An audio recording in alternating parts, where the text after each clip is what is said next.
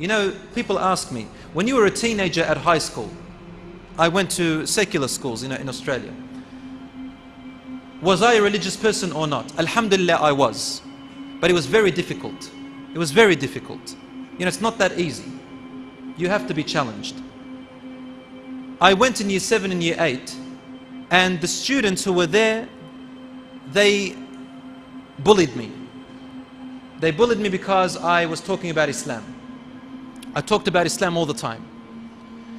The people who hurt me the most were not the non-Muslim ones. The ones who hurt me the most were the Muslim friends.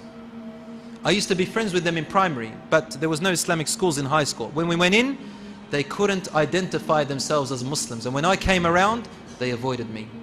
And they even made fun of me. Wallahi, I went through misery. As a young child, it's like a prison, but without the lethal side of it. Teenagers, they go through a lot, man. Wallahi, I feel sorry for them sometimes, because they go through a very big hardship. As a teacher, I counsel them every day. It's very difficult for them what they go through. What kept me on the straight, what kept me strong was one thing. My father, he used to teach me so much about the Sahabas of the Prophet ﷺ. And I used to remember them, what they went through. I used to remember Khubayb and Khabbab ibn al-Arat radiyallahu anhu. Khabbab ibn al-Arat radiyallahu anhu, he was captured by Abu Sufyan when he was still a kafir. And he was tied to a pole, to a tree.